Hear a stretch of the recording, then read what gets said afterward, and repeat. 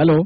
आज के इस कार्यक्रम को मैं निदेशक महोदया की अध्यक्षता में उनकी जानकारी से, उनकी आशीर्वाद से शुरू कर रहा हूं। तो हमारे बीच में आधिकारिक रूप से इस कार्यक्रम की शुरुआत करने के लिए निदेशक महोदया श्रीमती वंदना गबरियाल मैडम, निदेशक अकादमिक शोध एवं प्रशिक्षण उत्तराखंड, और हमारे पाठ्यक्रम विभाग की जिनके मार्गदर्शन में, जिनके सहयोग से और जिनके प्रेरणा से इस कार्यक्रम को आज आप लोगों तक ले जाने में हम सफल हो रहे हैं, श्रीमती आशा रानी पैनुली, विभागाध्यक्ष और संयुक्त निदेशक महोदया, और हम सब के बीच हमारे आकर्षण के केंद्र जो हम सब लोगों का मार्गदर्शन करेंगे विशेषज्ञ के तौर पर डॉक्टर पवन शर्मा, वो हमारे बीच में है। मैं आप सब लोगों की तरफ से डॉक्टर पवन शर्मा का हार्दिक स्वागत और अभिनंदन करता हूं, और निदेशक महोदया से आग्रह करूंगा कि उनको पुष्पगुच्छ दे करके डॉक्टर उनका स्वागत करने का कष्ट करें।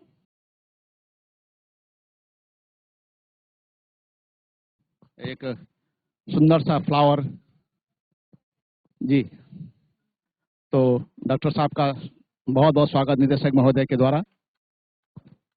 और अब मैं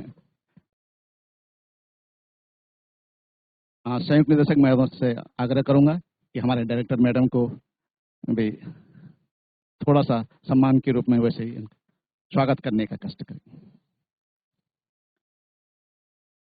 बहुत बहुत धन्यवाद मैम। तो क्लासरूम में बैठे हुए तमाम मेरे प्रतिभावान छात्रों और मेरे शिक्षक समुदाय के तमाम विद्वान साथियों, प्रदेश स्तर पर मेरे साथ में मेरे बहुत ही विद्वान साथी गोपाल गुप्त्याल जी और डॉक्टर एसपी सेमल्टी जी जो मेरे को सहयोग कर रहे हैं, मैं इनका भी हार्दिक स्वागत और अभिनंदन करता हूं। और मैं सोहन नेगी हूं, पाठ्यक्रम विभाग में इस कार्यक्रम का संयोजक हूं, और राज्य स्तर पर एक नई पहल के रूप में हम इस कार्यक्रम को ले जाने की कोशिश कर रहे हैं। तो इस कार्यक्रम के माध्यम से दो बिंदुओं पर हम स्पष्ट रूप से हमारे विशेषज्ञ आप लोगों का मार्गदर्शन करेंगे, आपकी शंकाओं का समाधान भी करेंगे। और वो दो विषय हैं, एक मानसिक स्वास्थ्य और दूसरा नशा, ड्रग एडिक्शंस पे, जो बहुत सारे इसके पहलू हैं, बहुत सारे आयाम हैं। तो उस रूप में डॉक्टर पवन शर्मा हमारे बीच में रहेंगे। और डॉक्टर पवन शर्मा का मैं परिचय आप लोगों से करवा दूं कि आप जाने माने उत्तराखंड के एक साइकोलॉजिस्ट हैं, मनोरोग विशेषज्ञ हैं, और आपका भारत सरकार के साथ भी टाइप है और उत्तराखंड सरकार के साथ भी आप टाइप है। और उत्तराखंड सरकार में आप स्वास्थ्य स्तर पर जो समिति है उसके नामित सदस्य हैं, सम्मानित सदस्य हैं। और अभी आपको प्रशस्ति पत्र मिला है आईटीबीपी की तरफ से, वहाँ के नौजवानों के अंदर जो मानसिक कई तरह की जो बीमारियां आ जाती हैं उनके लिए आपने काम किया। और उससे पहले भी आप यहाँ हमारा जो मानसिक स्वास्थ्य का केंद्र है सेलाकुई में, वहाँ भी आपकी सेवाएं हैं। और पूरे प्रदेश में आप बहुत बेहतरीन ढंग से एक अननोन विषय पर, जो ऐसा विषय जिस पर हम लोगों की जानकारी नहीं है या कम है, उस विषय पर वो हमारा मार्गदर्शन करेंगे। मैं आपका बहुत बहुत आभार व्यक्त करता हूं कि आपने हमारा स्नेह स्वीकार किया और बगैर किसी उसकी आपने बहुत वैल्यूएबल आपका जो समय है वो आपने हमको दिया, और बगैर किसी मतलब एक तरह से फ्री सेवाएं कर रहे हैं। और आपका जुनून है, उस जुनून को मैं सैल्यूट करता हूं कि आपने आके नए सर बच्चों के लिए जो कुछ भी होगा वो मैं करूंगा। तो आपके इस सामर्थ्य के लिए, आपके इस भाव के लिए पूरा प्रदेश आपका आभारी है। तो कार्यक्रम की शुरुआत के लिए मैं डॉक्टर मैडम से भी आग्रह करूंगा कि वो माननीय अतिथि के सम्मान में दो शब्द कहने का कष्ट करेंगे। आज की जागरूकता कार्यक्रम में उपस्थित हमारी सभी वर्चुअल क्लासेस के समस्त जनपदों के जो विद्यालय हैं जिनमें वर्चुअल क्लास स्थापित हैं, उन सभी विद्यालयों के छात्र छात्राएं, हमारे गुरुजन और हमारे प्रधानाचार्यगण और समस्त स्टाफ, आप सभी का हार्दिक स्वागत और अभिनंदन। ये जो कार्यक्रम हमने रखा है, ये हमारे माध्यमिक विद्यालयों में जो नशे की प्रवृत्ति देखने को मिल रही है, उससे किस प्रकार हम लोगों को नशा मुक्त एक विद्यालय बनाना है, उसके क्रम में ये हमारा कार्यक्रम, जागरूकता कार्यक्रम संचालित किया जा रहा है, जिसमें हमारे एक्सपर्ट गेस्ट फैकल्टी कह सकते हैं। आप हमारे डॉक्टर पवन शर्मा जी हैं यहाँ पर, आपका हार्दिक स्वागत और अभिनंदन। उनके द्वारा यहाँ पर मेंटल हेल्थ के बाद आपका यदि कोई बच्चा एडिक्शन में आ जाता है, किसी भी प्रकार के नशे के एडिक्ट हो जाता है, तो उसको किस तरीके से बच्चे के साथ किस तरीके का बिहेवियर करना चाहिए, बच्चे को कैसे चिन्हित करना चाहिए, ये सब चीज़ों पर आपकी एक्सपर्टीज़ यहाँ को देखने को मिलेगी। और मुझे लगता है कि जो आज का ये जागरूकता कार्यक्रम हमारा शुरू हो रहा है, ये हमारे विद्यालयों के लिए बहुत फ्रूटफुल रहेगा। तो मैं यहाँ पर जितने भी लोग उपस्थित हैं, चाहे बच्चे हैं, चाहे अध्यापक हैं, चाहे प्रधानाचार्य हैं, समस्त छात्र छात्राओं से और गुरुजनों से अनुरोध करूँगी कि जो भी चीज़ें आप लोग अपने ग्रासरूट लेवल पे, अपने विद्यालय लेवल पे आप लोग फेस कर रहे होंगे, उन सब चीज़ों को जो जिसमें आपका संशय है, किस तरीके से आपको इसको करना है, ये सारी चीज़ों को आप लोग कृपया आप क्वेश्चन के माध्यम से आप प्रश्न करेंगे तो आपको यहाँ से उत्तर ज़रूर मिलेंगे। तो मेरा एक अनुरोध है, ये हमारे लिए एक बहुत अच्छी अपॉर्चुनिटी है। एक चीज़ और दूसरा हमारे जो विद्यालय हैं उनको एक प्रकार से हमको जैसे तंबाकू मुक्त विद्यालय बनाना है, नशा मुक्त विद्यालय बनाना है। हम लोग कई जगह पे कई विद्यालयों में जब जाते हैं तो कई अध्यापकों के द्वारा चिंता व्यक्त की जाती है, प्रधानाचार्यों के द्वारा चिंता व्यक्त की जाती है कि वहाँ पर ये स्थिति हमको देखने को मिल रही है। तो अभी कुछ ही समय पहले मैं उधम सिंह नगर के एक विद्यालय में गई थी, तो वहाँ पर कमोवेश पुलिस की टीम जो है इसी के अवेयरनेस के लिए आई हुई थी और वो कह भी रहे थे कि यहाँ पर बच्चे बहुत एडिक्शन में हैं बहुत ज़्यादा, तो उनके लिए वो लोग अवेयरनेस कार्यक्रम कर रहे थे।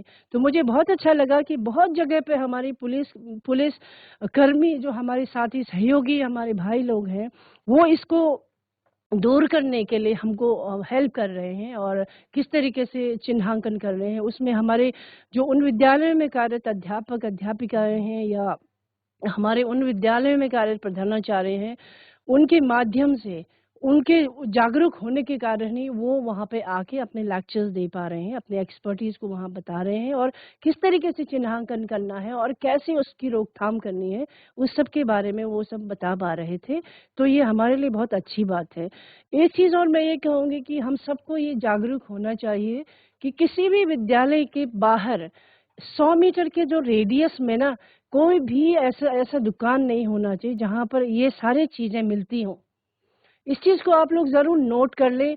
अगर ऐसा कहीं पर है, इसमें माननीय मंत्री जी, माननीय मुख्यमंत्री जी का भी फ़ोकस इसमें है और माननीय मंत्री जी ने तो विशेष रूप से हमको बताया भी है और दूसरा, उसके अलावा हम खुद भी अवेयर हैं हम सभी लोग।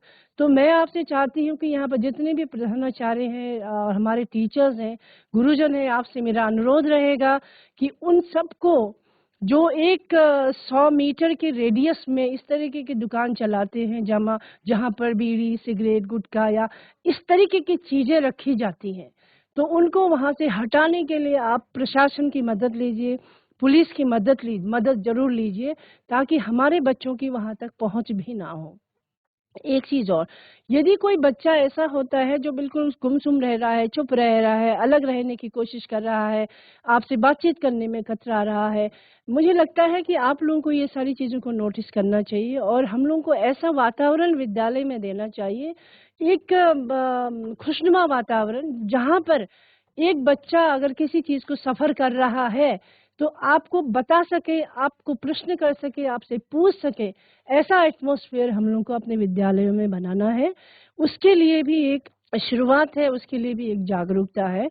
तो मैं समझती हूँ कि यहाँ पर जितने भी लेक्चर्स होंगे हमारी पवन शर्मा जी आपको बहुत सारी चीज़ें इतनी जो भी उनकी नॉलेज है, जो उनका ज्ञान है, जो उन्होंने अभी तक अर्जित किया है आपने एक सम्मान के रूप में अर्जित किया है, उन सबको मुझे लगता है कि आप यहाँ पर हमारे स्कूल के विद्यालयों को, बच्चों को, हमारे गुरुजनों को आप उन तक पहुँचाएँगे और उनको एक मदद मिलेगी कि यदि कोई बच्चा एडिक्ट हो रहा है या किसी चीज़ में भी वो अग्रसर हो रहा है जो कि नहीं होना चाहिए, उसके चिन्हांकन में मददगार साबित होगा और हमारे गुरुजनों के माध्यम से, हमारे जो बच्चों के माध्यम से, बच्चों की भी एक टीम होनी चाहिए जिसमें इस तरह की टीम होनी चाहिए कि जो आपस में देखिए, मेरा मानना तो ये है कि हमारे बच्चों में यदि इस प्रकार का एडिक्शन है या किसी प्रकार की कोई भी परेशानी है, तो दोस्तों के माध्यम से भी पता चल जाता है कि मेरे दोस्त को क्या प्रॉब्लम है।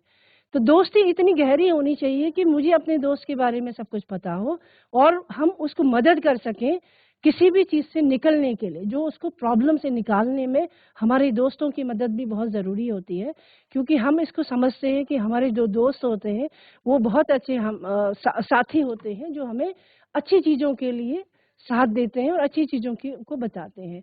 तो यहाँ पर जितने भी हमारे छात्र छात्राएं बैठी हुई हैं, आपसे अनुरोध है बच्चों, यदि आप लोगों को पता है कि आपका साथी, आपका दोस्त, आपका क्लासमेट, कोई भी बच्चा आपको लगता है कि किसी प्रॉब्लम में है, चाहे वो कोई भी प्रॉब्लम हो, केवल नशे की बात ही नहीं, अन्य प्रॉब्लम में भी अगर ग्रसित हो, उसको कोई चीज़ समझ में नहीं आ रही है और आपको पता है कि आपको आता है, तो आपको ज़रूर अपने साथी को सहयोग करना चाहिए। ये एक शेयरिंग और प्रॉब्लम सॉल्विंग जिसको कहते हैं, हमारे ह्यूमन वैल्यूज़ होते हैं भई बच्चों। पुराने ज़माने में हम लोगों को ये सिखाया जाता था, वो जो नैतिक मूल्य होते हैं बच्चों, हमारे घरों में भी हम एक-दूसरे का सहयोग करते हैं। यहाँ पर बेटियाँ ऐसी हैं जो अपनी माँ का सहयोग करते हैं, बेटे ऐसे हैं जो अपने माँ-बाप का सहयोग करते हैं। तो वही सहयोग की अपेक्षा विद्यालयों में भी होनी चाहिए और उसके लिए मेरा मानना है कि जितने भी गुरुजन होते हैं, जो गुरु ने लकीर खींच दी है या गुरु ने जो चीज़ बोल दी है, तो वो हर बच्चा उसको मानता है।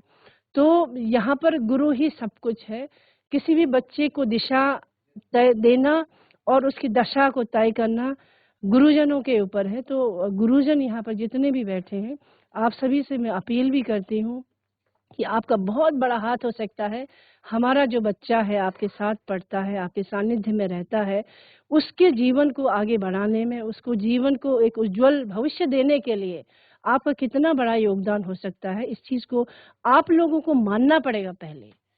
उस लेवल की आप लोगों की इच्छा शक्ति होनी पड़ेगी, तभी आप अपने बच्चे को, अपने जो स्कूल के विद्यार्थियों को का जीवन को आप सँवार पाएँगे। वो किसी भी सूरत में, किसी भी वे में, मेरा केवल एक एक इस उसमें नहीं है कि नशा है या जो भी है, इसमें नहीं है।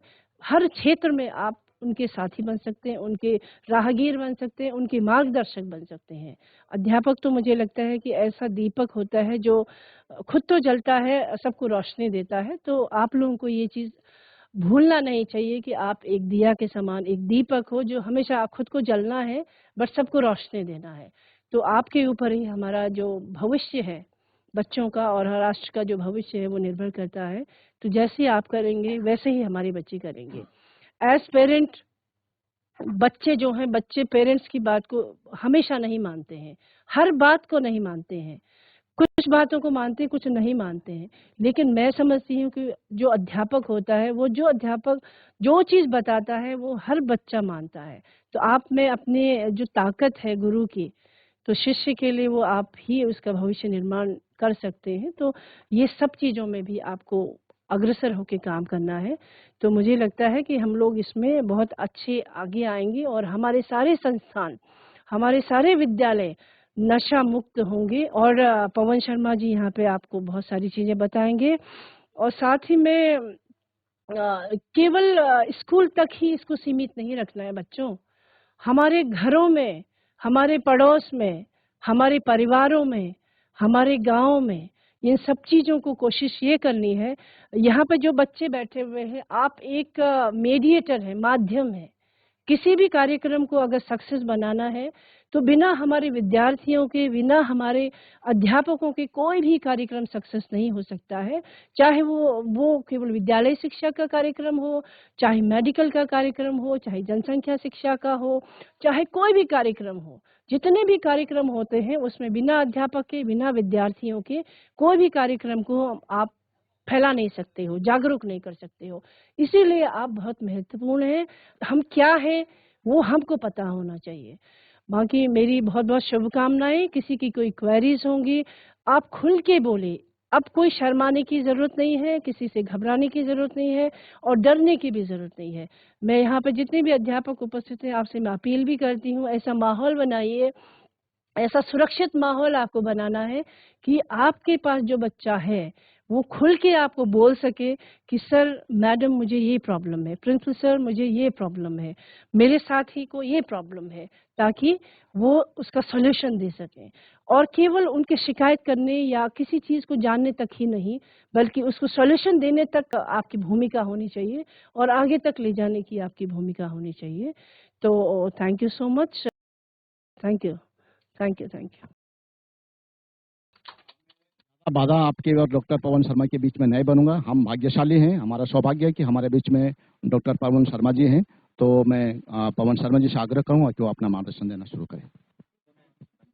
नमस्कार सभी शिक्षकों को मेरी तरफ से बहुत बहुत नमस्कार और बहुत बहुत सम्मान और अभिमान। और आप लोगों के धन्यवाद देने के साथ साथ मैं अपने भी शिक्षकों का बहुत बहुत धन्यवाद और आभार व्यक्त करता हूं और गर्व महसूस करता हूं कि उन्होंने मुझे आपके सामने कुछ बोलने का, कुछ कहने के लिए सम्मान लायक बनाया है। तो आप सभी मेरे लिए बहुत ज़्यादा सम्मानीय हैं।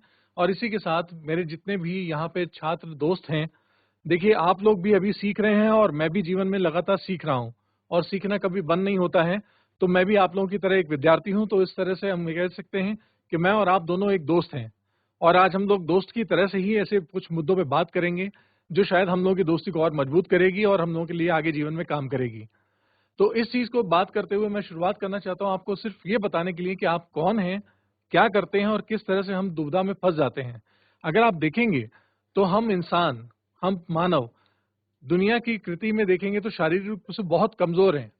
ना ही हम चीते की तरह तेज दौड़ पा रहे हैं, ना ही हम कहीं चील की तरह से बहुत ज्यादा अच्छी निगाह रखते हैं, ना ही हम चींटी की तरह अपने से वजन कई गुना ज्यादा वजन उठा पाते हैं। एक छोटे से कीड़े काटने से भी हम लोग मर जाते हैं। लेकिन हम लोगों को जब एक चीज कुदरत ने दी है, जो कि वो कुदरत बहुत दयालु है, उसने हमें जो शक्ति दी है वो है हमारी सोचने की शक्ति। और उस सोचने की शक्ति से ही हम लोग आज तक अपने आप को इतना बढ़ाते रहे हैं कि ब्रह्मांड में सर्वोच्च कृति बन गए हैं। और आज चाहे जो भी प्राणी हो, जो भी कोई जीव हो, वो हमेशा एक मानव जीवन लेने के लिए तरसता है। और यहाँ तक कि आपने देखा है कि पुराणों में, पुराने समय में हमारे जितने भी देवी देवता भी हैं, वो भी मानव जीवन लेकर के धन्य हो जाते थे, क्योंकि वे मानव ही ऐसा है जो अपनी सोच से पूरी प्रकृति में और पूरे जीवन काल में और हर एक के पास, हर एक के जीवन में कहीं ना कहीं कुछ कंट्रीब्यूट कर सकता है या कुछ बदलाव लाता है। अब मैं आप लोगों से पूछना चाह रहा हूं कि आपके पास इस बदलाव लाने के पास सबसे ज्यादा मजबूत चीज है, वो है आपका मस्तिष्क, आपका दिमाग। कितने लोग ये कहना चाहते हैं कि उनके पास उनका अपना दिमाग है? जरा हाथ उठा के मुझे बताइएगा।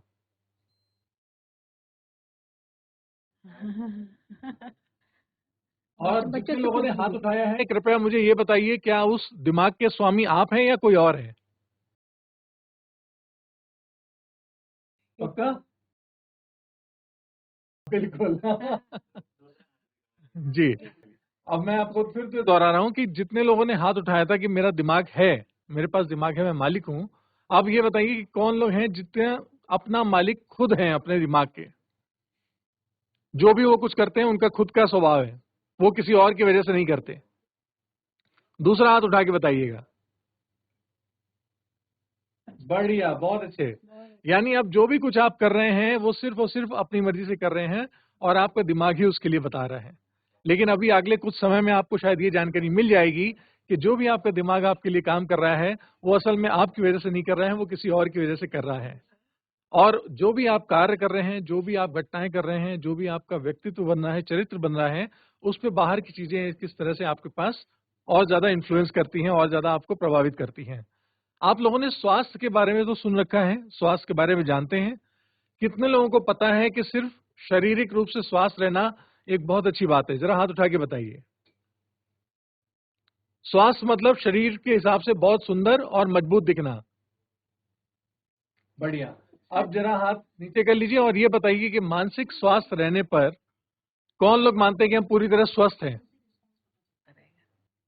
देखा कितने कम लोग हैं। यानी अब हमें पता चल रहा है कि शरीर के रूप से स्वस्थ रहना तो हमारे लिए अच्छा है, लेकिन मानसिक रूप से स्वस्थ रहना हमें कई बार पता नहीं है। यानी हम मानसिक स्वास्थ्य के बारे में जागरूक नहीं है या समझते भी नहीं है।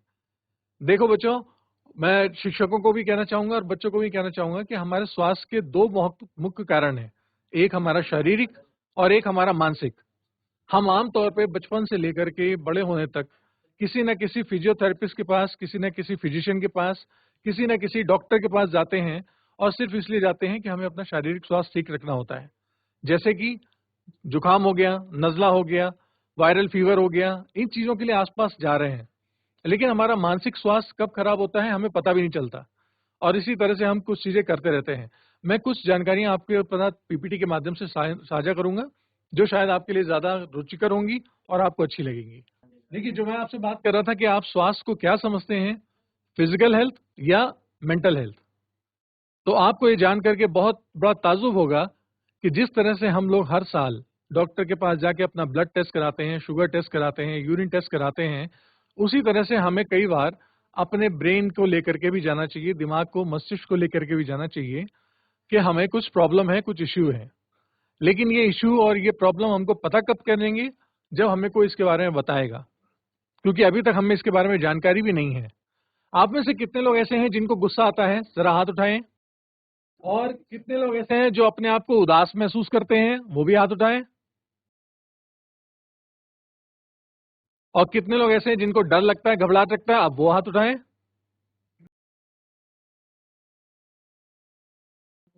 चाहे एग्जाम से, चाहे परीक्षा से, या किसी और काम से घबराहट होती है ना आप लोगों को।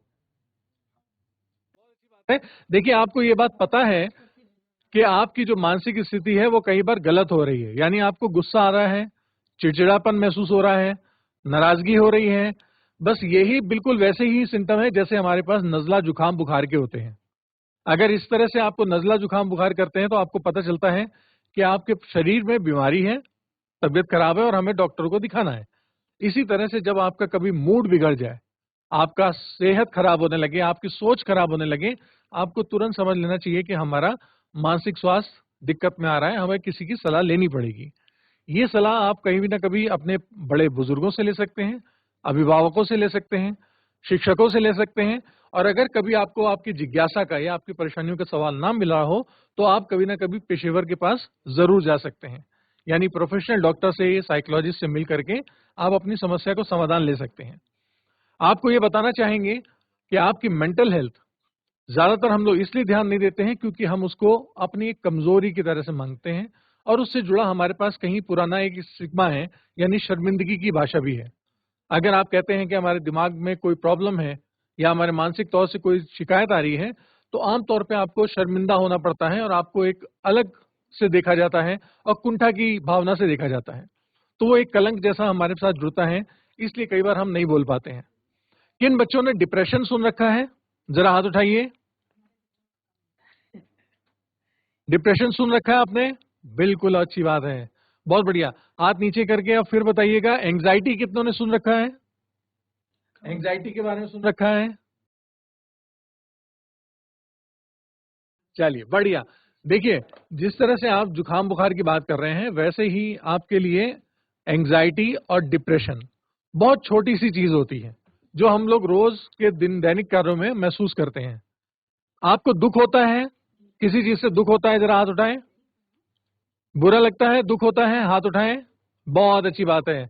अब जैसे किसी घटना से आपको दुख होता है और बुरा लगता है, और ये दुख और जो बुरा लगता है अगर ये बहुत लंबे समय तक चले, यानी एटलीस्ट करीबन 2 हफ्ते तक चले, तो ये डिप्रेशन में बदल जाता है। ये जो आपका दुख है, ये सैडनेस है, उदासी है, ये डिप्रेशन में कन्वर्ट हो जाती है। इसलिए जरूरी है कि हम इसको समय पे ही देख लें।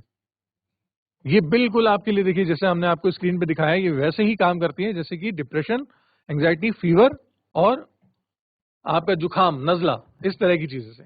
और इससे कोई भी इफेक्ट हो सकता है, चाहे वो शारीरिक रूप से जितना भी मजबूत हो, ये कोई मायने नहीं रखता, क्योंकि ये सोच पे निर्भर करता है। अगर हमारी सोच ठीक नहीं है तो यकीनन वो हमारे शारीरिक स्वास्थ्य को भी कहीं ना कहीं नुकसान पहुंचाएगी। आप अगर से कुछ आपके सामने स्टैट्स हम शो कर रहे हैं। WHO का नाम आपने सुन रखा होगा बच्चों, ये वर्ल्ड हेल्थ ऑर्गेनाइजेशन है।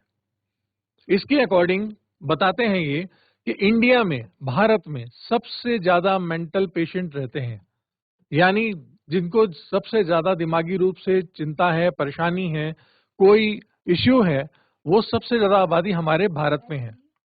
और 23 लाख लोग ऐसे हैं जिनको अभी इसी वक्त इमीडिएट मेंटल हेल्थ की जरूरत है, कोई प्रोफेशनल उनको देख सके। लेकिन हमारे यहाँ पे चूंकि मेंटल हेल्थ पेशेंट इतने ज्यादा नहीं है, प्रोफेशनल इतने ज्यादा नहीं है, तो इसलिए आप सब लोगों को ज्यादा इलाज नहीं मिल पाता है। और आपके लिए बहुत आसान सा तरीका बता रहे हैं। देखिए, 10% इंडिया भारतीय ऐसे हैं जो कि मेंटल डिजीज से हैं, यानी हम में से हर एक 10 में से एक को कहीं ना कहीं मानसिक स्वास्थ्य की जरूरत है। यानी हम कहीं ना कहीं डिप्रेस्ड हैं, हताश हैं, पीड़ित हैं, और कहीं ना कहीं हमें इसके समाधान की जरूरत है जो कि हमें नहीं मिल पा रही। यानी हमारी हो सकता है कई बार डॉक्टरों तक पहुंच भी नहीं है, और उस पहुंच रहा होने की वजह से हमें इलाज नहीं मिल पा रहा है। आगे आपको दिखा देते हैं। ये देखिए, स्टिग्मा की वजह से आप देख सकते हैं कि 80% लोगों को बिल्कुल भी इलाज नहीं मिल पा रहा है, जो कि 15 करोड़ भारतीय है। आज की तारीख में उनको तुरंत जरूरत है किसी न किसी मेंटल हेल्थ एक्सपर्ट को दिखाने के लिए। अब ऐसे में आप ये समझें कि किस तरह से हम मेंटल हेल्थ चेक कर सकते हैं अपनी। आप में से कितने लोग ऐसे हैं जो इस वक्त अभी मुस्कुराना चाहते हैं और मुस्कुरा नहीं पा रहे हैं? जरा हाथ उठाइए। कौन लोग अभी मुस्कुराना चाहते हैं? जरा मुस्कुराइए। बहुत अच्छी बात है। आप लोगों की देखिए मुस्कान कितनी अच्छी लग रही है। बहुत बढ़िया, बहुत अच्छा लग रहा है। देखिए कितना अच्छा लग रहा है आप लोग मुस्कुराते हुए। जैसे ही आप मुस्कुराते हैं, आप उतनी ही समय में तुरंत मानसिक तौर पे स्वस्थ हो जाते हैं। और ये जरा एक छोटी सी एक्सरसाइज करके देख रहे हैं कि जरा छत की तरफ देख करके उदास होने की कोशिश करिए। कोई बुरी याद लाइए अपने मन में। सब बच्चे छत की तरफ देखिए, शिक्षक भी। और जरा कोई उदासी सोचने की कोशिश करिए। क्या आप सोच पा रहे हैं? शायद नहीं मिल पा रही होगी आपको। बहुत अच्छी बात है। देखिए, जब भी कभी आपका कोई दोस्त उदास हो ना, कोई भी दोस्त, कोई बच्चा आसपास लग रहा हो थोड़ा सा उदास है, तो वो कैसे बैठा होता है? वो ऐसे सिर झुका के बैठा होगा, पैर नीचे मिला करके। तो उसको ठीक करने के लिए आपका सबसे आसान तरीका उससे कहिए, जरा कंधे सीधे करो, अपनी चिन ऊपर करो, ठुड्डी ऊपर करो और बात करो। जैसे ही आपने इधर करा, वो तुरंत उस सैड मोड से बाहर आ जाएगा। और ये दोस्तों के लिए आप क्या कर सकते हैं, जैसे आपका कोई दोस्त बैठा हुआ है, आप उसके सामने खड़े हो जाइए और खड़े होकर बात करिए। तो वो अनजाने में ही अपनी चिन ऊपर करके आपको देखेगा, और जैसे आपको देखेगा उसके कंधे सीधे करा दीजिए और कहिए, आप भाई कैसा लग रहा है? तो तुरंत कहेगा, बहुत अच्छा लग रहा है। तो कभी भी किसी दुख से, परेशानी से आपको निकलना हो, तो आप अपनी फिजियोलॉजी पे इस तरह से काम करके अपनी न्यूरोलॉजी को बदल सकते हैं। और जैसे ही आप न्यूरोलॉजी बदलते हैं, आपकी फिजियोलॉजी भी बदल जाती है। जरा अपनी रीढ़ की हड्डी सीधी करिए आप लोग, बिल्कुल 90 डिग्री पे एकदम सीधा। और एक गहरी सी सांस लीजिए और फिर छोड़ दीजिए। फिर गहरी सी सांस लीजिए, फिर छोड़ दीजिए। आप देखिए पहले से और अब में आप लोगों के अंदर कितना डिफरेंस आ गया। चेहरा थोड़ा सा खुल गया, मुस्कान थोड़ी सी आने जा रही है आपके चेहरों पे। बहुत अच्छा। देखिए, इसी पे भी हम आपके साथ थोड़ी सी बात करते हैं कि आप जो आप कह रहे थे आपका दिमाग आपके पास है। हम ये देखते हैं कि आपका दिमाग आपकी तरह से चलता है या हमारी तरह से।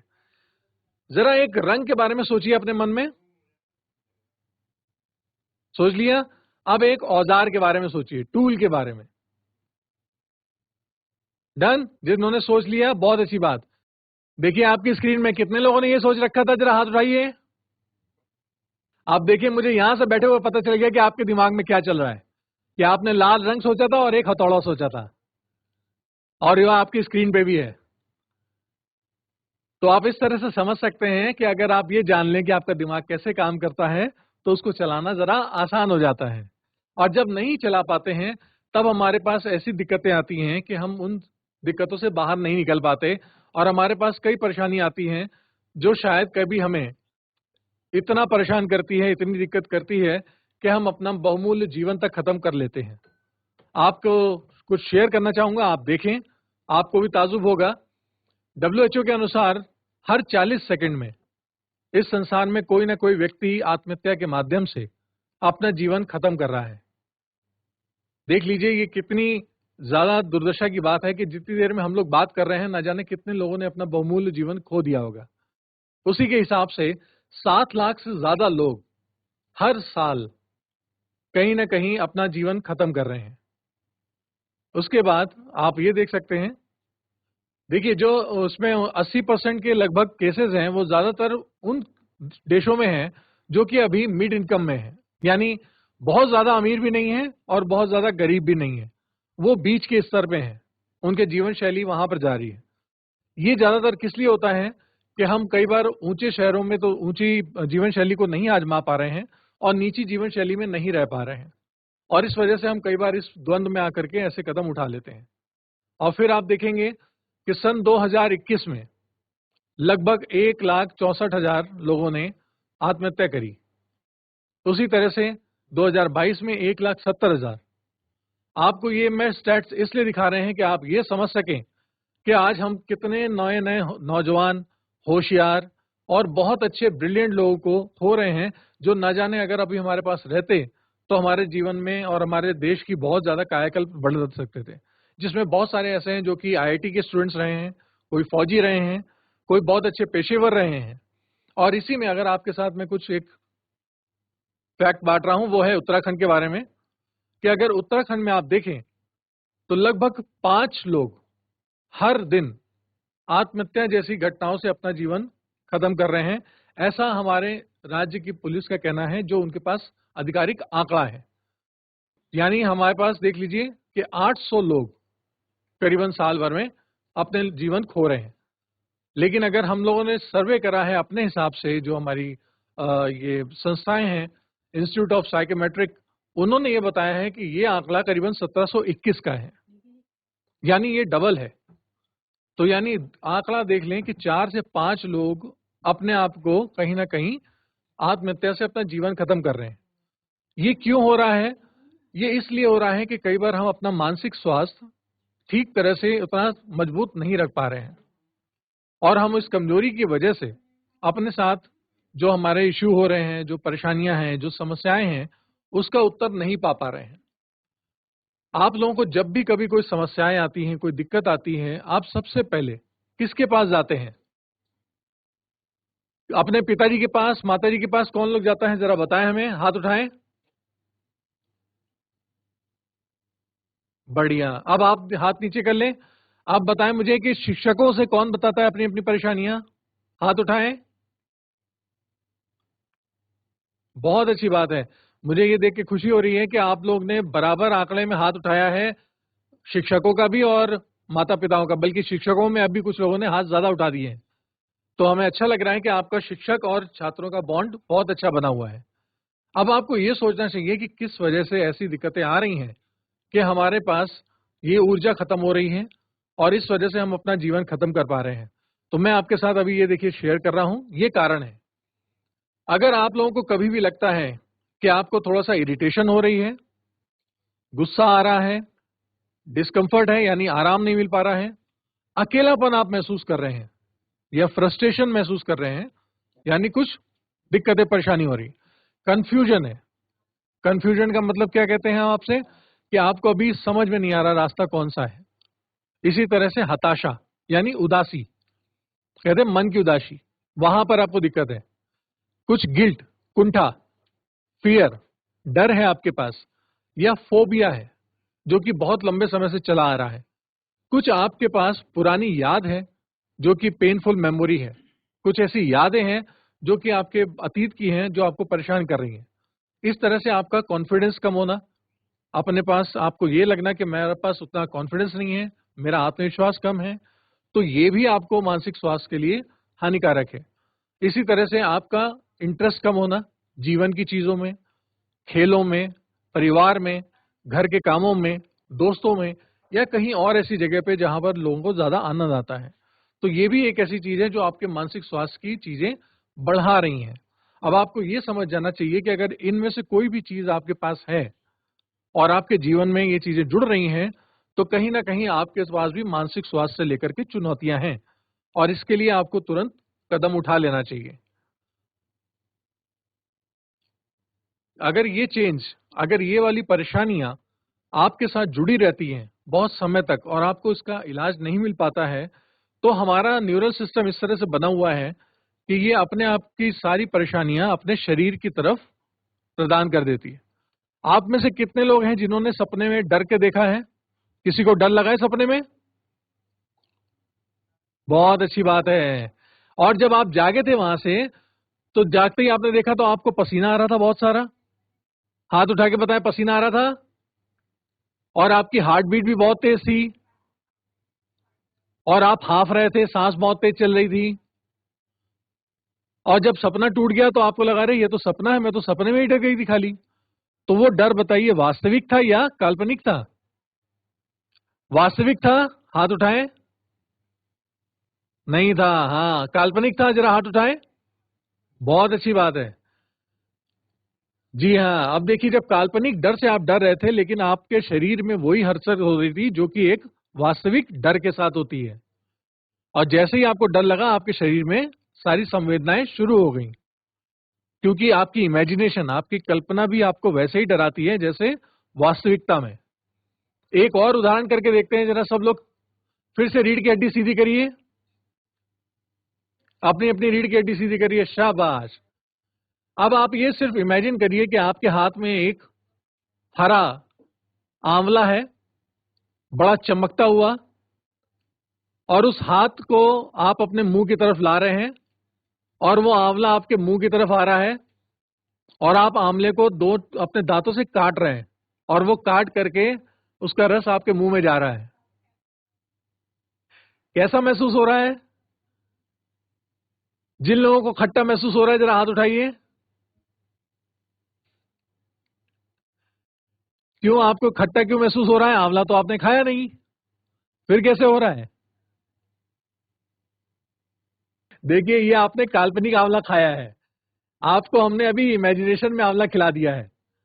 तो आपको ये समझ लेना होता है कि आपका दिमाग कल्पना और वास्तविकता में कोई फर्क नहीं करता, वो बिल्कुल वैसे ही रिएक्शन करता है और वैसे ही संवेदनाएं आपके शरीर में देता है। तो जब भी कभी आपके आसपास ऐसी चीजें हो रही हो जो आपको पसंद नहीं आ रही हो, तो जरा अच्छी चीजों के बारे में सोचना शुरू कर दिया करिए।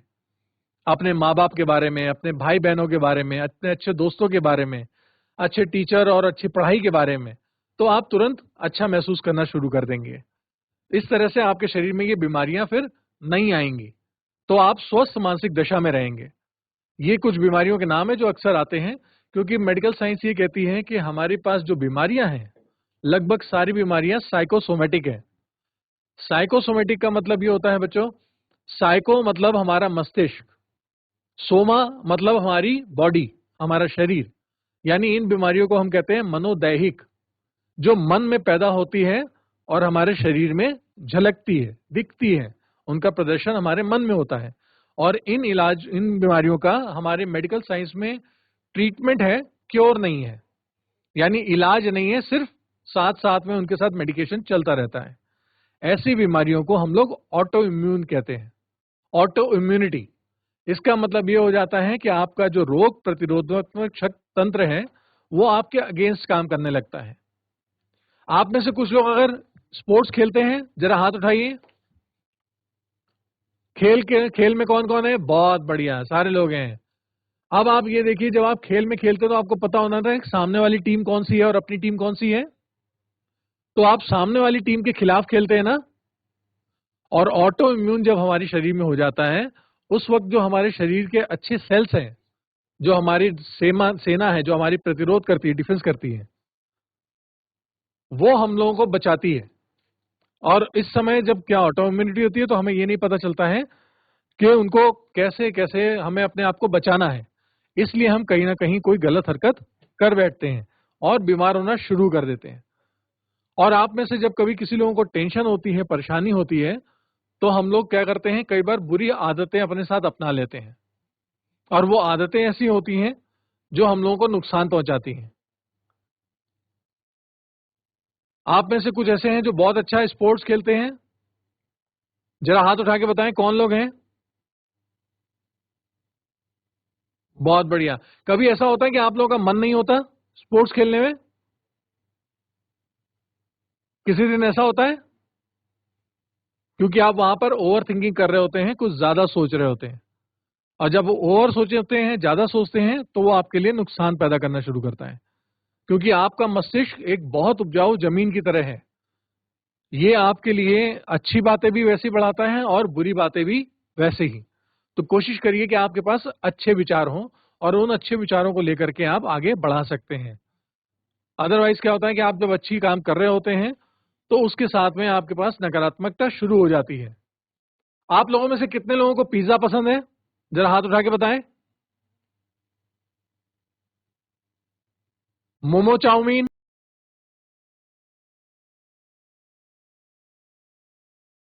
बहुत बढ़िया। अच्छा, कितने लोग ऐसे हैं जो चाउमीन 3 से 4 दिन में खाते हैं हफ्ते में? जरा हाथ उठाएं। बहुत अच्छे। और रोज खाने वाले कितने हैं, जरा वो बताएं। अच्छा, बढ़िया है, रोज कम खा रहे हैं, ठीक है, 3-4 बार तो खा रहे हैं आप लोग। तो अब आप ये समझ लीजिए कि जो आप ये खा रहे हैं ना ऊट पटांग चीजें, ये आपको क्यों महसूस हो रही है? इससे आपको क्या मिलता है? खुशी मिलती है, आपको अच्छा लगता है, लेकिन ये आपके स्वास्थ्य के लिए खराब है। इसी तरह से ऐसी कोई दूसरी चीजें भी हैं जो कई बार हम लोग करने लगते हैं जिससे कि हम लोगों को नुकसान होता है। जैसे आपने देखा है कुछ लोग ड्रग्स लेते हैं, कुछ लोग शराब पीते हैं, कुछ लोग सिगरेट पीते हैं, या कुछ अन्य तरह के कुछ नशे करते हैं। क्या आप लोगों ने ऐसे लोगों को देखा है? जरा हाथ उठा के बताएं।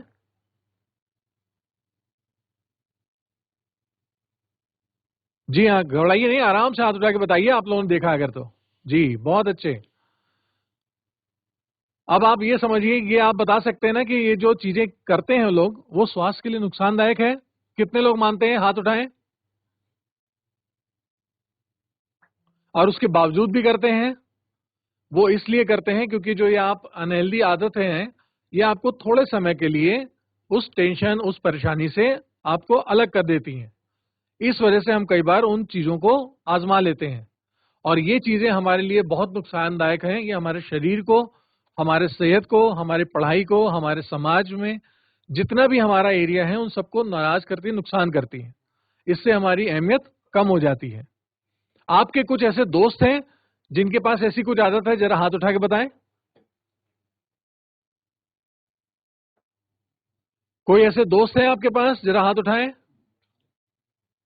बहुत बढ़िया। अब मुझे ये बताइए कि आपने उन दोस्तों के लिए क्या करा था? क्या आपने उनके टीचरों से बात करी? नहीं करी? क्या उनके पिता? अच्छा, करी है, बहुत अच्छे, कुछ लोग हाथ उठा रहे हैं। जिन बच्चों ने हाथ उठाया है मैं चाहूंगा क्या वो वीडियो के पास, कैमरे के पास आ सकते हैं? जेएससी कुनीला खेत। नमस्कार सर। जी नमस्ते, बहुत अच्छे, नमस्कार स्वागत है सर। आपका, बताइए। अब मैं जानना चाह रहा हूं कि क्या आपके दोस्त के, किसी के ऐसे दोस्त के पास कोई आदत है जो उसको अच्छी नहीं है, जो उसके लिए नुकसानदायक है, जो आप जानते हैं अच्छे से? Yes sir. अच्छा, धन्यवाद। मैं जानना चाहूंगा कि क्या आपने उसको समझाया कि ये आप आदत छोड़ दें? यस सर, बहुत बार। अच्छा, तो उसके बदले में उसने क्या आपको जवाब दिया था? उसने बोला मैं अपना खा रहा हूँ, तू ज्यादा बोल मत मेरे से। अच्छा, बहुत अच्छी बात है। अब ये बताइए कि क्या उसने आपको कभी खाने के लिए दिया या आपको इस्तेमाल करने के लिए दी वो चीज? नहीं। कभी ऐसा बोला आपको प्रेरित करने के लिए कि यार ये बहुत अच्छा होता है, लिया कर, पैसे मैं देता हूं, मेरी तरफ से ट्रीट तेरे लिए फ्री में? ऐस, नहीं, ऐसा कभी नहीं बोला। बहुत अच्छी बात है। अगर ऐसा है तो आप यकीनन अभी बहुत सेफ पेसेज में हैं, बचे हुए हैं। मैं आपसे रिक्वेस्ट करूंगा कि जिस मित्र को आप चाह रहे हैं कि वो थोड़ा सा ठीक हो जाए, उसको ठीक करने के लिए, शायद वो आपकी बात ना माने, तो आप उसके अगर शिक्षक को जानते हैं या उनके कोई परिवार के बड़े सदस्य को जानते हैं, तो उनसे एक बार विनती जरूर करें, उनसे निवेदन करें कि वो उसको समझा करके बचा सकें, ताकि ये चीजें उसके लिए जीवन में आगे समय परेशानी ना पैदा करें। क्या आप ऐसा कर पाएंगे? यस। यस सर, कर पाऊंगा। धन्यवाद, बहुत बहुत शुभकामनाएं हमारी तरफ से आपको। आप ऐसा काम जरूर करिएगा, इससे आपका वो दोस्त भी अच्छा हो जाएगा और उसके साथ के और दूसरे लोग भी हो जाएंगे। Yes sir. बहुत बहुत धन्यवाद, आप बैठ सकते हैं। क्या कोई और है जो अपनी बात थैंक यू कहना सर। चाहेगा? Thank you, most welcome. जी हाँ, बिल्कुल आ सकते हैं आप आगे। Good afternoon sir. Good afternoon, please आपकी आवाज आ रही है, बहुत अच्छी बात है, आप बताएं अपनी बात। सब नशा से संबंधित बात बताइए। आप जानना चाहते हैं नशे से संबंधित?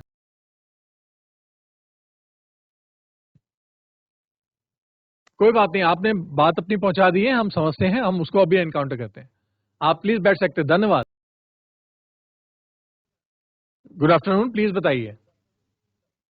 सर हमारे वहाँ वहाँ बहुत से लोग हैं जो नशा करते हैं और जी मतलब हमारे वहाँ बहुत सारे लोग ड्रिंक करते हैं और उसके बाद हमारे वहाँ मतलब माहौल बहुत लड़ाई होती है। जी जी, बहुत अच्छी बात है। हाँ, और आगे बताइए। अच्छा, ये आप अपने घर के आसपास की बात बता रहे हैं या घर की बात बता रहे हैं? हाँ, घर के आसपास की बात। अच्छा, तो इसके बारे में आपने अपने पिताजी या परिवार में बोला था किसी बड़े को? सर नहीं। अच्छा, आप जरूर उनको बताइए, क्योंकि आप अभी छोटे हैं और कहीं ना कहीं ऐसा है कि आपके अभिभावक उन बातों को, ये चीजें समझेंगे और उन लोगों को समझा सकते हैं कि वो ये चीजें ना करें, ऐसी गलतियां ना करें। और अगर जरूरत होगी तो वो फिर हो सकता है कि उनके परिवार वालों से भी मदद ले सकेंगे, और या अगर जरूरत पड़ी तो शायद पुलिस की भी मदद ले सकेंगे। Good afternoon sir. जी, गुड आफ्टरनून मैम, प्लीज बताइए। सर मैं ये बोलना चाह रही थी सर, जो आजकल के बच्चे हैं सर, वो बहुत कम एज में स्मोक करना ड्रिंक करना स्टार्ट कर देते हैं, तो सर बिल्कुल वो कम कैसे हो सकता है? बिल्कुल, बहुत अच्छी बात आपने पूछी है। मैं आपको बता देता हूं कि आजकल हमारे बच्चे ज्यादातर क्या है ना, कम उम्र में इसलिए करने लगे हैं क्योंकि वो मीडिया और फैशन और कई वो चीजें ऐसी कर रहे हैं जो अनचाही सी है।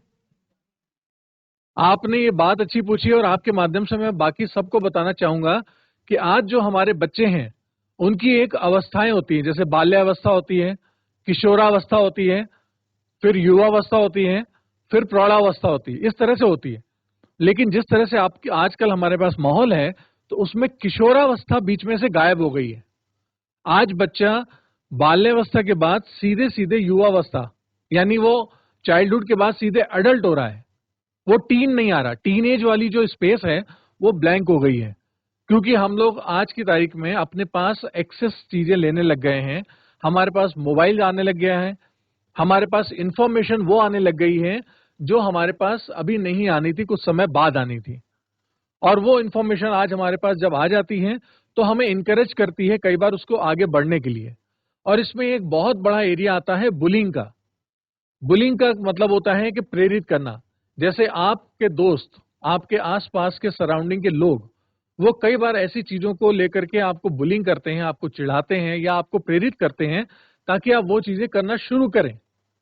जैसे अगर आप कुछ दोस्त लोगों के बीच में मिलते हैं, बातचीत करते हैं, जुड़ते हैं, और उन दोस्तों की आदत है कि कुछ ना कोई नशा करने की, चाहे वो शराब हो या सिगरेट हो, तो अगर आपको उनकी कम्युनिटी के साथ बैठना होगा तो वो कई बार आपको बाध्य करते हैं कि अगर तुम्हें हमारे साथ रहना है तो हमारा इसमें साथ देना पड़ेगा। तो इस वजह से कई बार हम लोग बंद जाते हैं और फिर हम ऐसा करने लग जाते हैं। उसके पीछे बहुत सारे कारण हैं जो मैं आपको आगे भी अभी पीपीटी में बताऊंगा कि और ऐसे कौन से कारण होते हैं जिसकी वजह से कोई एक भी अनजान व्यक्ति जो नहीं भी चाहता है किसी नशे की गिरफ्त में आना, वो तब भी उसके बावजूद गलती से लड़खड़ा करके उस गली में या उस गलत रास्ते पे चला जाता है। अगर ऐसा है तो आपसे सिंपल से बात बताना चाहूंगा कि हमारे पास अभी इस समय आइडेंटिटी के क्राइसिस है। आज हमारे स्टूडेंट्स जितने भी हैं वो अपने आप को एज अ स्टूडेंट आइडेंटिफाई ना करके किसी और प्रोफेशन के नाम से जानते हैं। आपने जिनसे मुझे अभी सवाल पूछा हुआ है, मैं आपको एक छोटी सी एक्टिविटी दे रहा हूं, जरा प्लीज करके बताइए। आई एम के बाद आगे क्या बोलेंगे आप अपने बारे में पहचान के लिए, जरा बोल के बताइए।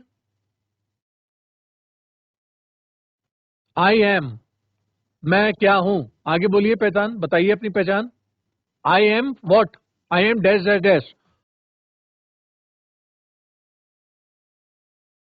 जीजीआईसी रानीखेत। देखिए सर आई मैंने एम आपकी स्क्रीन पे लिखा स्टूडेंट। हुआ ना, आई एम स्टूडेंट, ग्रेट। और उसके अलावा क्या है? I am I am a girl. और गुड, बढ़िया, बहुत अच्छे। और I am I am a human. Okay, बहुत अच्छे। और I am a women. Okay, और sir I am a smart. I am smart, okay.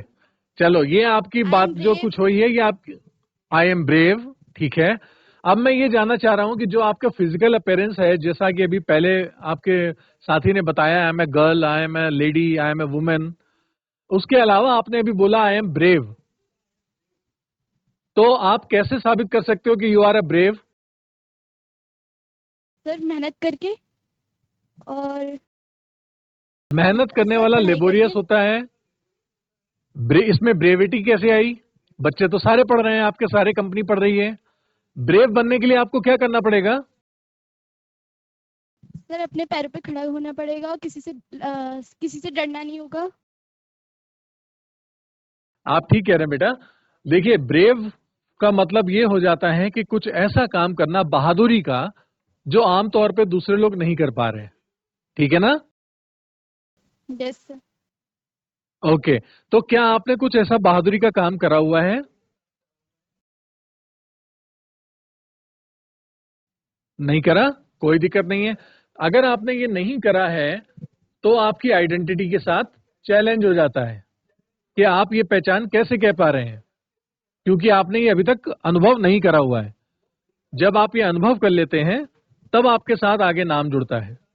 जैसे आपके जितने भी शिक्षक हैं वो अपने नाम के आगे क्या लगा सकते हैं? आई एम अ टीचर।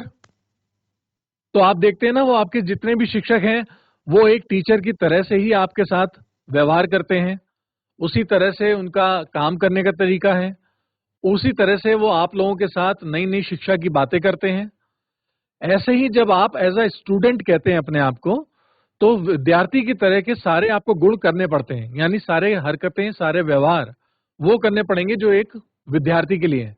लेकिन जब आपके पास एक आइडेंटिटी बड़ी बन जाती है ना, आई एम एडल्ट, जैसे मैं बड़ा म्यूजिशियन हूं, मैं एक्टर हूं, कुछ ऐसी चीजें जो बड़ों से जुड़ी हुई हैं, एडल्टहुड से जुड़ी हैं, तो हम वो एडल्टहुड वाले भी कुछ आदतें अपना लेते हैं।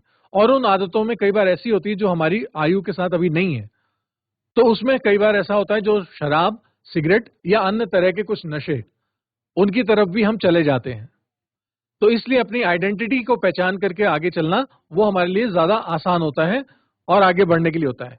अब मैं आपके साथ कुछ चीजें ऐसी शेयर कर रहा हूं जिससे आपको ये पता चल सकता है कि आपके पास कौन सी ऐसी चीजें हैं जो नशे पे आती हैं और कौन सी चीजों से आपको बचना है, और कैसे आप पहचान सकते हैं कि कोई इससे जूझ रहा है और क्या हो रहा है उसके साथ। तो गौर से देखिए, अब हम बात कर रहे हैं आपसे सब्सटेंस एब्यूज की। सब्सटेंस एब्यूज के बारे में कितने लोगों को मालूम है? ये वर्ड सुना हो? जरा हाथ उठा के प्लीज बताइए, चाहे वो छोटे हों चाहे वो बड़े हों। मैं शिक्षकों से भी अनुरोध करूंगा कि अगर उन्होंने सब्सटेंस अब्यूज सुन रखा है तो कृपया हाथ उठा करके जरूर बताएं।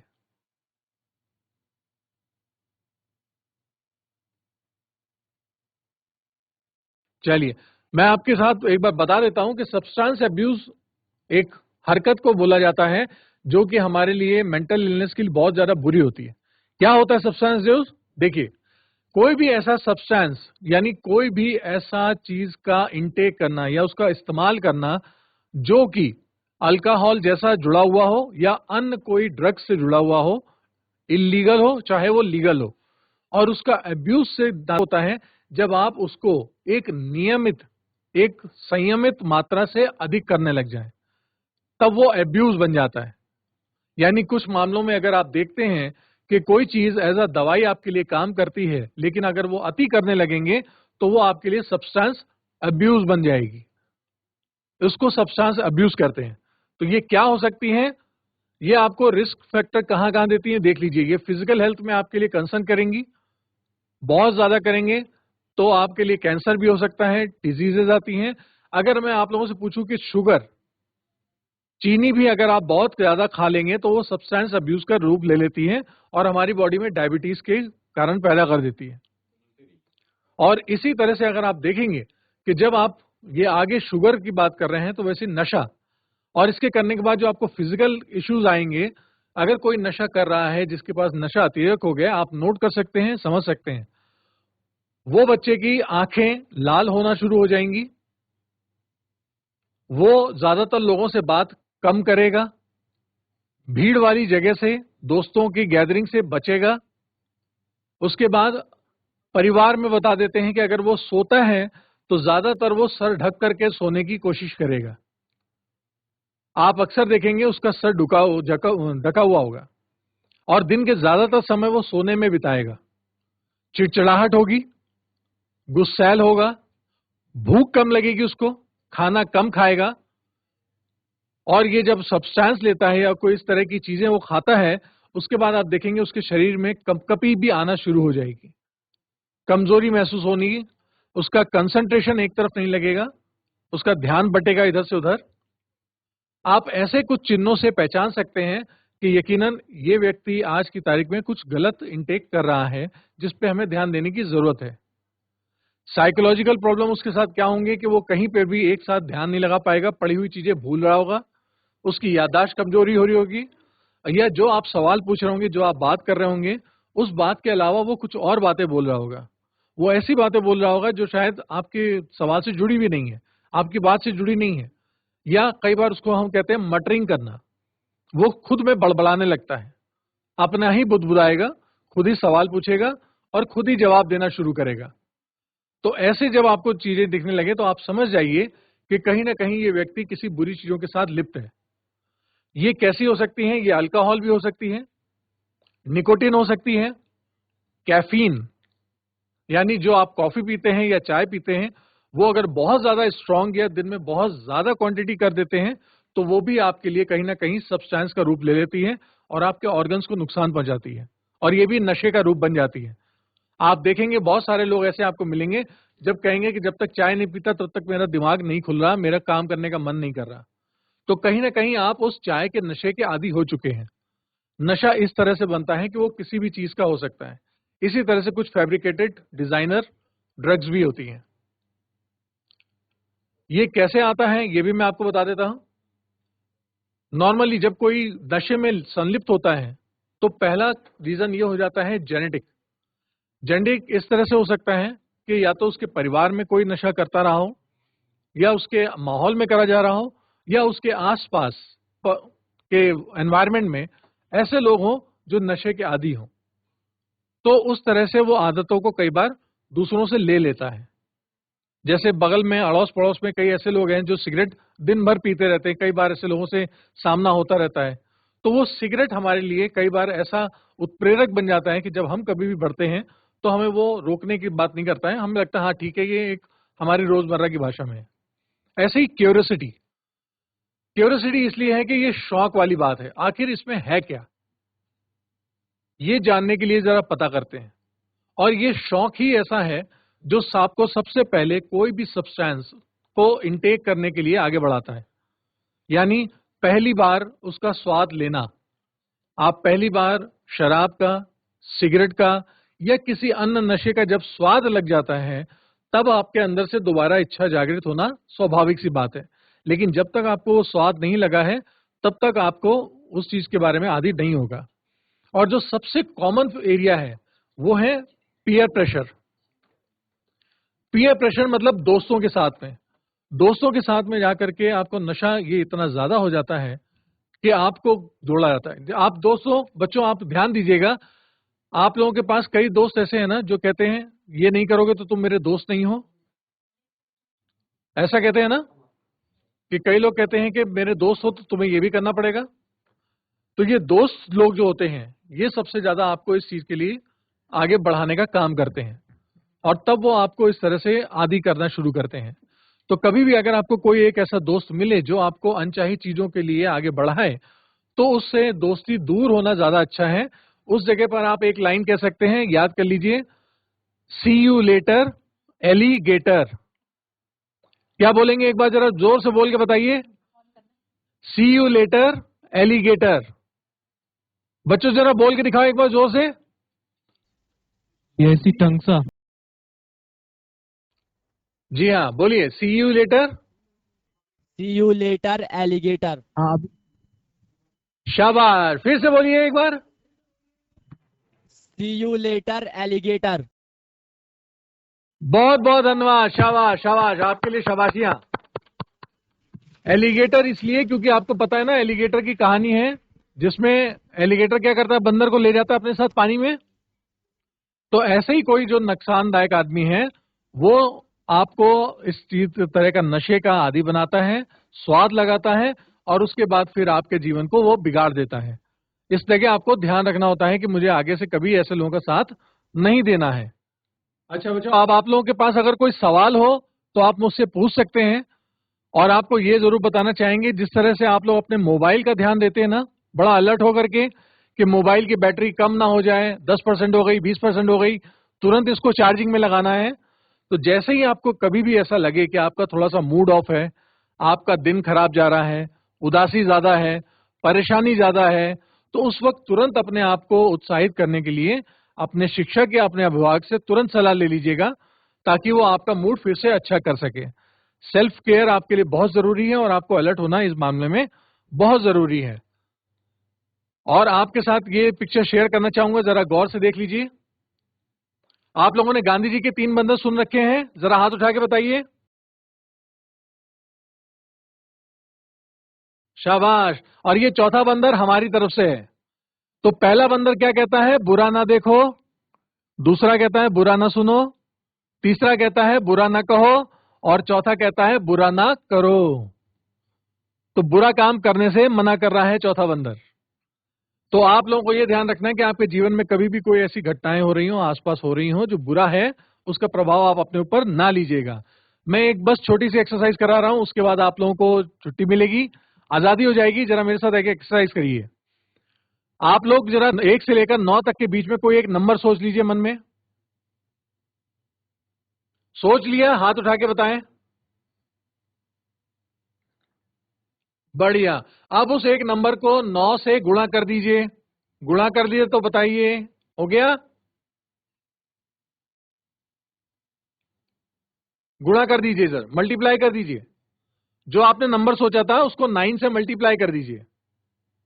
हो गया तो हाथ उठाएं। बढ़िया। अब आपको एक सिंगल नंबर मिला होगा या फिर डबल नंबर। अगर सिंगल मिला है तो कोई बात नहीं, और अगर डबल मिला है तो उन दोनों को आपस में जोड़ दीजिए। जोड़ दिया आपने? बढ़िया, बहुत अच्छे हाथ उठाया आपने, शाबाश। अब जो आपके पास नंबर आया है उसमें से 5 माइनस कर दीजिए। 5 माइनस कर दीजिए, 5। हो गया? धन्यवाद। अब जो आपके पास नंबर आया है उसमें से A, B, C, D, E, F जिस नंबर पे आता है उस नंबर पे आइए। जैसे अगर आपके पास 1 आया है तो A, 2 आया है तो B, 3 आया है तो C और 4 आया है तो D। मिल गया नंबर आपको? अल्फाबेट मिल गया? हाथ उठाएं। बढ़िया। अब इस अल्फाबेट से जरा एक कंट्री का नाम सोचिए, देश का। याद रखिए देश होना चाहिए, राज्य नहीं। सोच लिया? जरा हाथ उठाइए। बहुत बढ़िया, ठीक है। अब जिस अल्फाबेट पे उस देश का नाम खत्म हो रहा है, अल्फाबेट लास्ट लेटर से, उससे एक एनिमल का नाम सोचिए। जानवर होना चाहिए, पक्षी नहीं। हाथ उठाइएगा उसके बाद।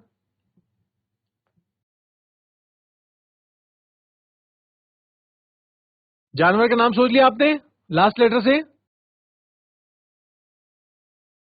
बढ़िया। ये एक्सरसाइज मैं चाह रहा हूं कि टीचर्स भी करें, कोई दिक्कत नहीं है। अब जहां पे ये एनिमल का नाम खत्म हो रहा है लास्ट लेटर, उस लास्ट लेटर से एक कलर को सोच लीजिए। जैसे आपने अभी कंट्री का नाम सोचा था, उसका जो लास्ट लेटर था, लास्ट अक्षर से आपने एक एनिमल का नाम सोचा। अब जो एनिमल का नाम है, उस एनिमल के नाम जहां पे लास्ट स्पेलिंग है ना, लास्ट अक्षर आ रहा है उसका, उससे एक कलर का नाम सोच लीजिए, रंग। जिन्होंने सोच लिया जरा हाथ उठा लीजिए। बहुत बढ़िया, धन्यवाद। आप देखिए, हम कोशिश करते हैं कि आपने क्या सोचा वो हम आपको बताते हैं। सर जरा पीपीटी लगा दीजिए प्लीज।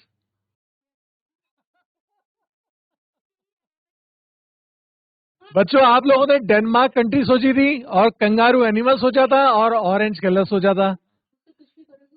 तो सोचो जितने भी बच्चे हैं इतने बढ़िया, जिनको याद नहीं था, वो अच्छा है कि वो डेनमार्क में ऑरेंज कलर का कंगारू नहीं सोच रहे हैं। और जिन्होंने ये सोचा था उनके लिए जोरदार तालियां जरा एक बार बजा दीजिए।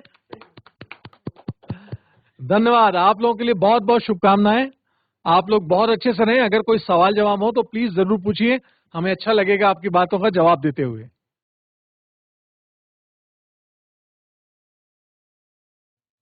कोई प्रश्न है आप लोगों के तो पूछिए,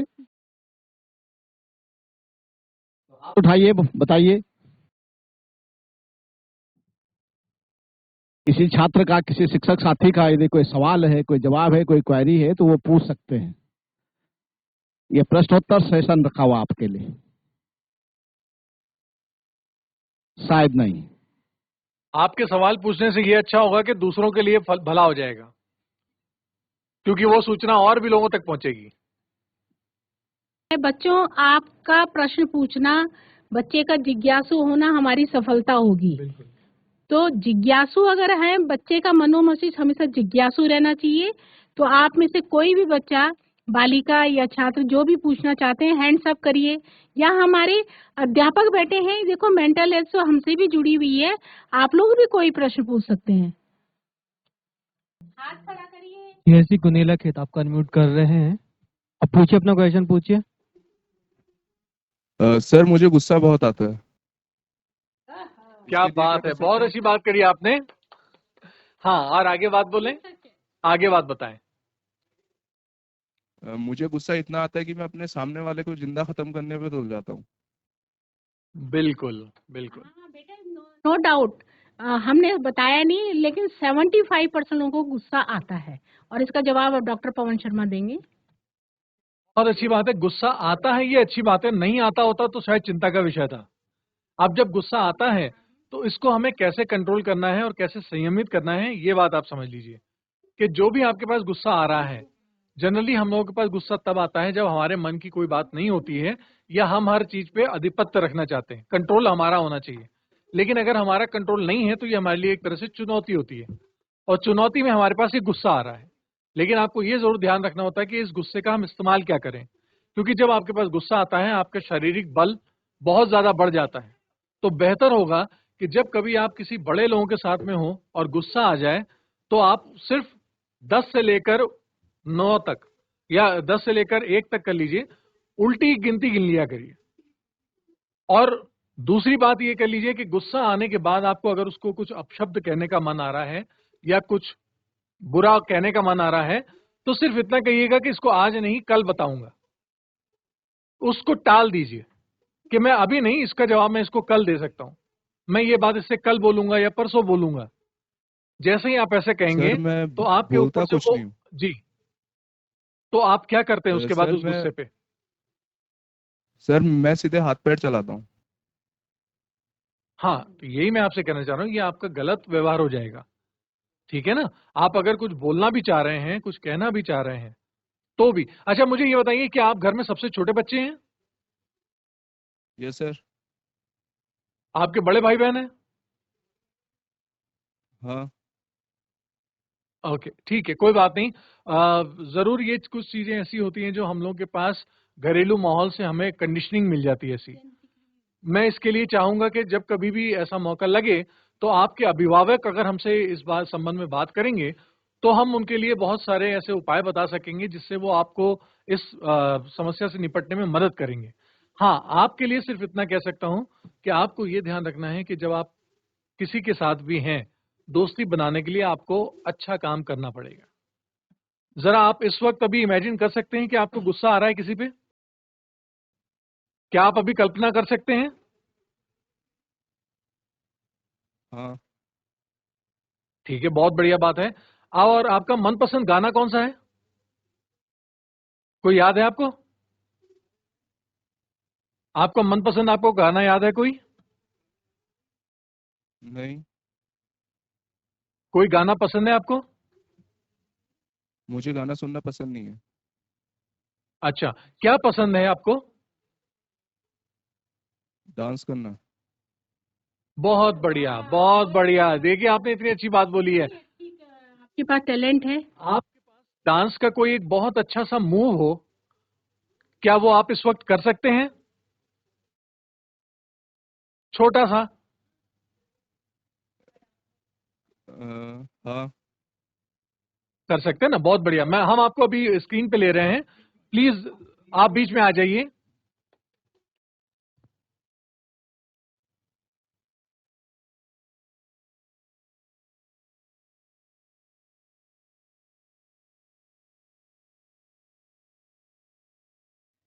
बहुत बढ़िया, स्वागत है आपका।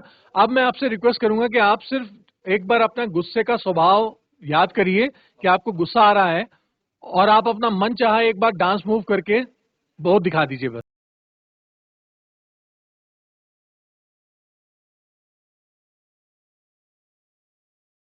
बेटा आप इधर ध्यान दीजिए। आप हमारी तरफ सामने देखें। जी बिल्कुल। अब आप सिर्फ ये उम्मीद करिए कि आपको गुस्सा आ रहा है, इमेजिन कर लीजिए, और अब उसके बाद अपना एक छोटा सा स्टेप, सिग्नेचर स्टेप, वो करके दिखा दीजिए हमें।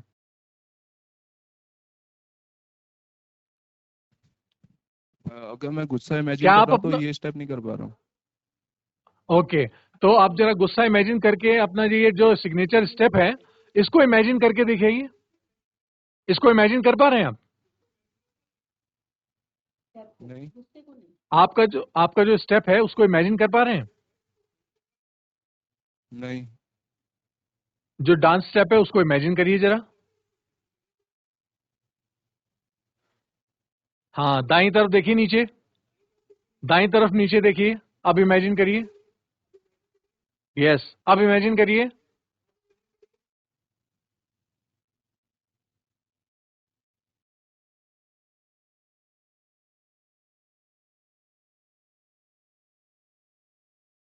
इमेजिन करते करते सिर ऊपर सर गुस्से उठाइए। में सर गुस्सा जो जब मैं गुस्सा इमेजिन कर रहा हूँ तो सर मुझे कुछ सूझ नहीं रहा है सर। ऐसा लग रहा है जैसे दिमाग बिल्कुल काम करना बंद हो जा रहा है। बिल्कुल, ये ओवरलैपिंग है। हम उम्मीद करेंगे कि आपसे हमारी कभी मुलाकात होगी तो इस पर हम और ज्यादा काम कर पाएंगे, तो इससे बहुत अच्छा काम कर पाएंगे। मैम आपसे कुछ बात करना चाहेंगी, जरा प्लीज सुनिए। Yes sir. गुड आफ्टरनून बेटा, आपका नाम क्या है? मैम सजल। सृजन, बहुत अच्छा नाम है। आप जानते हैं सजल। सृजन क्या होता है? सजग, सजल। सजल। सजल, सजल तो और भी अच्छा है। सजल का मतलब जानते हो, जो बहुत भरपूर पानी से भरा हुआ होता है, नमी से भरा हुआ होता है। ठीक, मैं आपको ये कहना चाहूंगी, जो आपको गुस्सा आता है, एक तो मैं आपको, अगर मुझे माध्यम मिला तो मैं आपको एक कोटेशन जरूर दूंगी मनोविज्ञान की। आपको पता है, आप इतने छोटे बच्चे हैं, अभी तो आपको बहुत अच्छे पदों पे जाना है। आप क्या बनना चाहते हैं, क्या करना चाहते हैं आर्मी। लाइफ में, जो आपकी इच्छा है? आर्मी? आर्मी। ये डांसर नहीं बनना चाहते? जब आप डांस अच्छा करते हो तो डांसर क्यों नहीं बनना चाहते हो?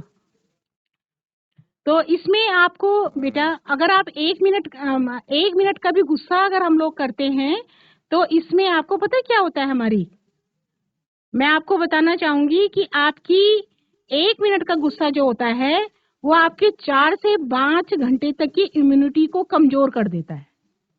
इम्यूनिटी जानते हो, आपको किसी भी चीज को सहने की ताकत, रोग बीमारी हर चीज जो है, 4 मिनट का 5 घंटे। इसके बाद अगर आप हंसते हो, जबकि 1 मिनट की हंसी आपकी इम्यूनिटी को 24 घंटे के लिए बढ़ाती है, तो आपको हमेशा हंसना है। दूसरा बेटा, जब आपको गुस्सा आता है तो आपको उस समय आपको अच्छी बात याद करनी है। समझ रहे हैं आप बात को? आपको जो है आपकी अपनी अच्छी बात याद करनी है, और अच्छी बात करने के बाद मैं, जब भी गुस्सा आता है आपको 5 बार लंबी सांस लेनी है। लंबी सांस नाक से लेकर धीरे धीरे 5 बार उसको छोड़ेंगे, उससे आपका गुस्सा थोड़ा ठंडा होगा। एक बात। दूसरी बात, मैं आपको ये कहना चाहूंगी कि कोई ना कोई गुस्से का जो आपका कारण है, आप उस कारण पे विचार करें 5 मिनट। जब आपको गुस्सा आता है कि ये गुस्से का कारण क्या है, जो मुझे जब तक आप कारण नहीं ढूंढेंगे आपको गुस्सा आता रहेगा। तो गुस्से का कारण हमको हमेशा ढूंढना चाहिए कि मुझे गुस्सा क्यों आ रहा है। जल्दबाजी के लिए आ रहा है, लेट होने पे आ रहा है, या किसी के करने से आ रहा है, तो ये आपको देखना पड़ेगा। तो आपकी जो हर हंसी है वो आपके लिए सुपर पावर की तरह है। प्यारे बच्चों, सभी को हंसना है। और यहाँ पर मैं डॉक्टर शर्मा का फिर मैं यही भी कर रही थी, आप समाप्त हो गए आपका क्या? हाँ बिल्कुल, आप प्लीज। हाँ, तो डॉक्टर पवन शर्मा का मैं हार्दिक यहाँ पर धन्यवाद करती हूँ। मेरे प्रधानाचार्य, मेरे बच्चे, मेरे पारिवारिक सदस्य हैं। बेटे आप सजल बैठ जाओ, बेटा सजल बैठ जाओ बेटा। अब आप लोगों को घर जाने की भी जल्दी होगी, इसलिए मैं जल्दी से आपको बाइंड अप करती हूँ इस कार्यक्रम का। प्यारे बच्चों, सबसे पहले तो हमें जो डॉक्टर साहब ने बताया, मैं बाहर भी आपको देख रही थी जो बैठी थी, हाँ, तो इसमें सबसे बड़ी चीज ये है, मेरे अध्यापकों के लिए मैसेज है, अपने प्रधानाचार्यों के लिए है, अपनी अध्यापिकाओं के लिए है। कृपया देखिए, सजल ने आके हमें एक मैसेज दिया कि हर विद्यालय में हमारे इतने बच्चे पढ़ते हैं, कोई ना कोई बच्चा किसी न किसी समस्या से ग्रस्त होता है। तो सबसे पहले मैं अपने ही अध्यापकों का, प्रधानाचार्यों का आह्वान करूंगी कि कीप सेंसिटिविटी, कि कोई बच्चा क्या कर रहा है। होता क्या है, मैं भी आपके बीच की प्रवक्ता रही हूँ, तो होता क्या है कि हम बच्चा बैठा है, उदास बैठा है, या वो काम नहीं कर रहा है, मैं ब्लैक बोर्ड पे पढ़ा रही हूँ या पढ़ा रहा हूँ, हम बिना सोचे समझे उस पर हाथ उठा देते हैं। कहीं ऐसा ना हो कि हमारा कोई स्टेप हमें ग्लानि से भर दे। इसका रीजन हमें पता हो, क्या पता वो बच्चा रात भर कहीं काम करता हो, अपने घर के लिए अर्निंग करता होगा, फिर दिन में पढ़ने आता होगा, या वो बुखार में होगा, उसके मदर फादर अर्निंग करने गए हुए होंगे। तो कृपया करके सबसे पहले एज ए अध्यापक हम कोई भी ऐसा कदम न उठाएं जो हमें आत्मग्लानि से भर दे। दूसरा, मैं ये नहीं कहती कि मेंटल हेल्थ, हमने इसमें मैं धन्यवाद करूंगी नेगी जी का, उन्होंने एक इसको कार्यक्रम को जो नाम दिया है, प्रफुल्लित छात्र समृद्ध उत्तराखंड। ये आपने डॉक्टर पवन शर्मा जी की उसमें भी देखा होगा, एक कोटेशन आई थी, मैंने बाहर यंग बच्चों को भी बताई कि जिम जाके हेल्थ नहीं सुधरती, मेंटल हेल्थ से सुधरती है। तो हमें क्या करना है कि अपने को पहले मेंटल हेल्थ को सुधारना है, जिम और बॉडी तो बनी ही जाएगी बाद में। तो प्यारे बच्चों, मेरे अध्यापक, मेरे प्रधानाध्यापक, यहाँ के जितने मेरे वर्चुअल वीडियो से जुड़े हुए यंग चैप काम कर रहे हैं यहाँ पे, आप भी इस विषय, हम सबके लिए ये विषय है। और यहाँ पर मैं आपको जो सांस वाली बात है, अभी डॉक्टर पवन शर्मा जी ने कहा था, हमारी ब्रीदिंग, 5 प्रकार की ब्रीदिंग होती है, इसी से हमारी मेंटल हेल्थ ठीक हो जाती है। आप डीप ब्रीदिंग 5 बार भी करें प्रतिदिन, जो हम आजकल आपको आनंदम में भी पढ़ाते हैं, वो उसी का मुख्य भाग है। 5 प्रकार की ब्रीदिंग अगर हम कर दें तो उसी से हमारी आधी मेंटल हेल्थ सुधर जाती है। जी, मैं इसमें जोड़ देता हूँ कि आप लोग ये माने कि जितनी भी आप सांस लेते हैं उसकी 80% सिर्फ आपके दिमाग को चाहिए होती है।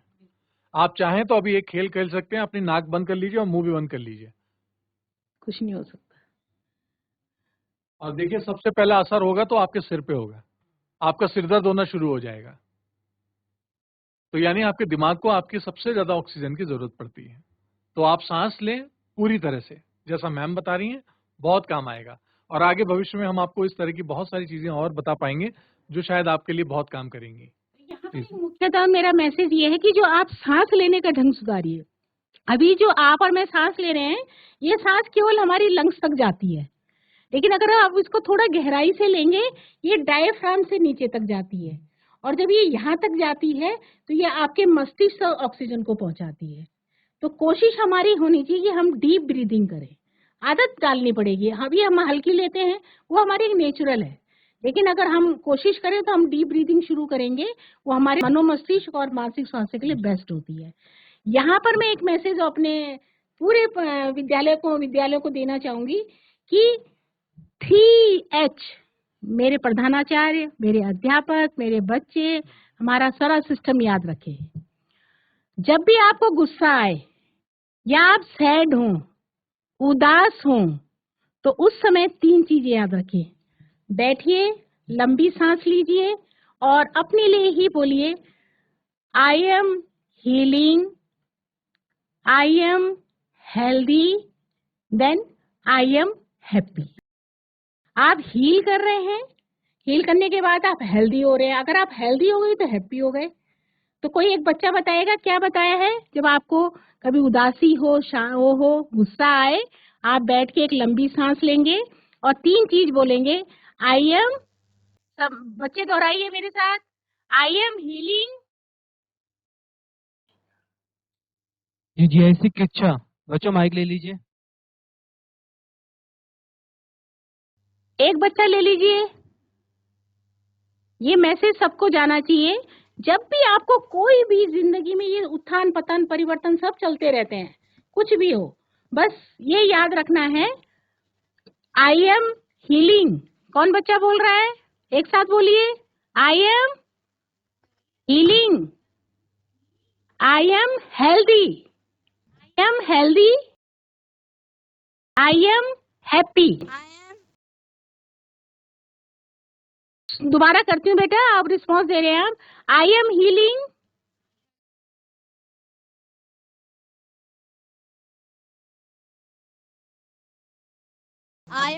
I am healthy, I am healthy. I am happy. I am happy. Happy, और हैप्पी के बाद क्या होती है? हा हा हा हा, हंसना है। यस, लाफिंग थेरेपी है। तो थैंक यू सभी का, यहाँ पे हार्दिक आभार। जितने त्योहार हैं, जितने भी आपके जीवन में खुशियां हैं, तीज आने वाली है, बहुत सारे कार्यक्रम आगे आएंगे, उनके लिए आपके लिए शुभकामनाएं हैं। आप हर तीज त्योहार प्रकृति के रंगों में ऐसे ही खुश रहें, यही मेरी ईश्वर से प्रार्थना है। Thank you. बहुत बहुत पवन शर्मा जी के नेतृत्व में जो ये मार्गदर्शन आपका हुआ, ये आपके लिए बहुत उपयोगी रहेगा। और मैं बहुत धन्यवाद करना चाह रहा हूँ अपने संयुक्त निदेशक महोदया श्रीमती आशारानी पैनुली से, जो अभी आपको एक क्रिया भी करवा रही थी, प्रतिक्रिया करवा रही थी। कहीं दिशा निर्देशन था कि हम प्रदेश के स्तर पर इस प्रोग्राम को लॉन्च कर रहे हैं। आज उसका एक पहला छोटा सा कार्यक्रम था, और पवन शर्मा जी का हृदय से पुनः आभार व्यक्त करता हूं, और आज के इस कार्यक्रम को समापन की घोषणा करता हूं। और इसके साथ साथ मेरे दोनों साथी जो मेरे साथ बने रहे, इनका भी आभार व्यक्त करता हूं। बहुत बहुत धन्यवाद।